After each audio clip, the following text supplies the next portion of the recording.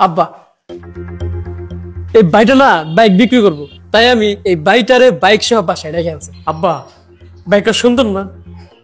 কি ব্যাপার আব্বা, আপনি কথা কইতেছেন না কে?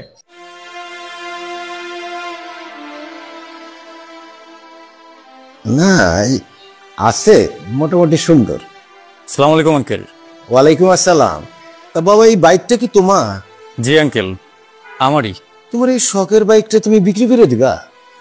জি আঙ্কেল, বিক্রি করতে চাইতেছি। তুমি বিক্রি করবা কি জন্য? সে বিক্রি করতে চাইছে, বিক্রি করুক না। কি জন্য বিক্রি করবো সেটা আপনার জানা দরকার আছে। আপনি কিনা দিবেন কিনা সেটা কোন। আমি দেখতেছি তো, আমার ভালো মন্দ একটু বুঝতে দাও। তুমি এত রাগ করো কে বাবা?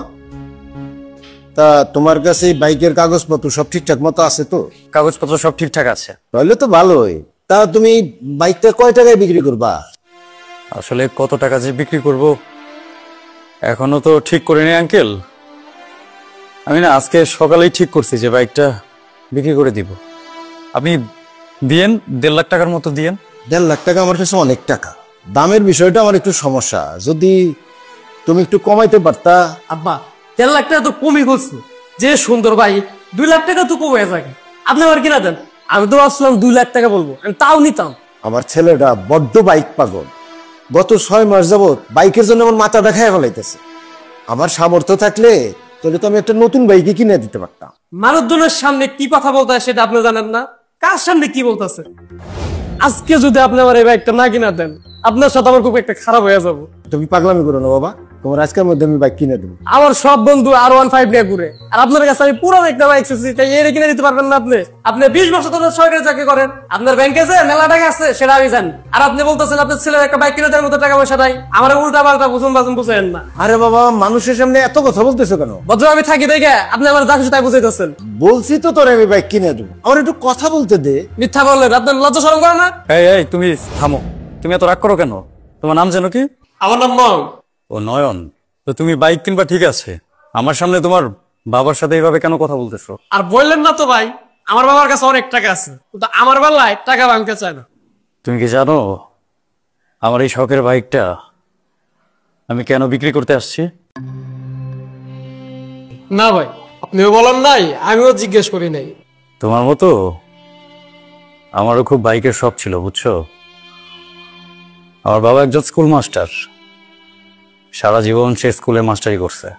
আমার বাবা তার জীবনে টাকা পয়সা কি কামাইছে না কামাইছে আমি জানি না, তবে সেই জীবনে অনেক সম্মান কামাইছে। আমার বাবা তার জীবনে যতটুকু অসম্মান কামাইছে সেটা সম্ভবত আমারই জন্য। তোমার মতো আমিও তার স্কুলের মাঠে যেয়ে তার সাথে একটা বাইকের জন্য অনেকবার খারাপ ব্যবহার করছি। বলতে বলতে একদিন সে আমাকে বাইক কিনে দেওয়ার জন্য রাজি হয়েই গেল। ব্যাংকে থেকে লোন তুললো। এখন তুমি যে বাইকটা আমার কাছ থেকে কিনতে চাইতেছো সেই বাইকটা আমার বাবার লোনের টাকায় কেনা।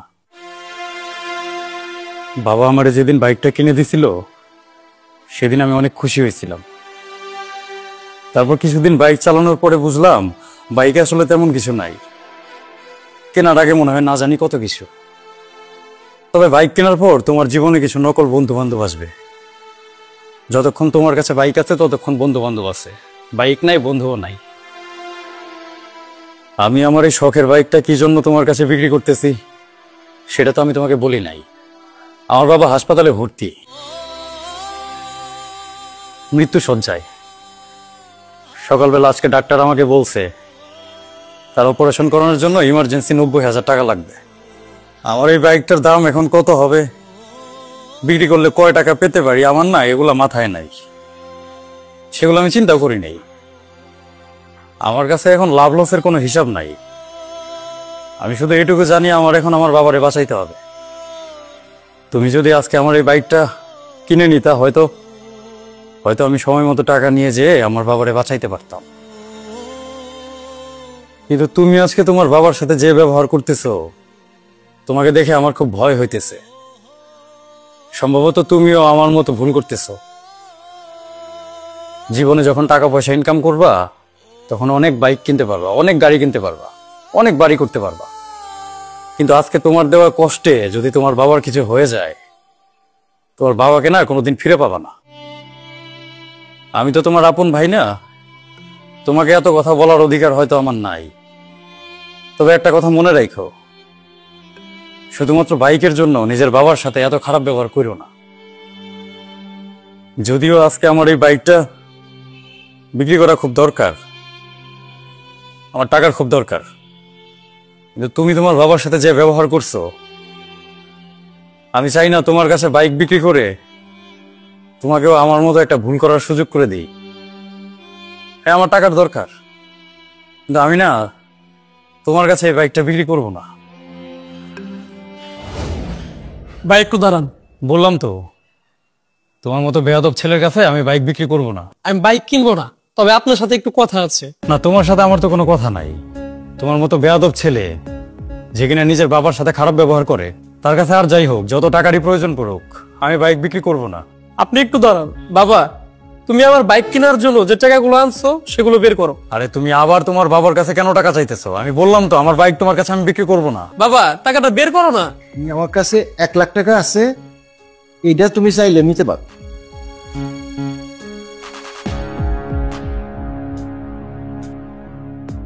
আমার কাছে যা ছিল তোমার হাতে দিয়ে দিলাম। ভাই, এই 1 লাখ টাকা আমি আপনাকে দিলাম। না, তুমি আমাকে কেন টাকা দিবা? আমি তো বললাম আমি তোমার কাছে বাইক বিক্রি করব না। আমার বাইক কেনার কোনো দরকার নেই। ছোট ভাই মনে করে আপনার টাকাটা রাখেন। আপনার বাবা যদি সুস্থ হয়ে যায়, এর টাকাগুলো তখন আমাকে ফেরত দিয়ে যায়। টাকাটা আপনি রাখেন।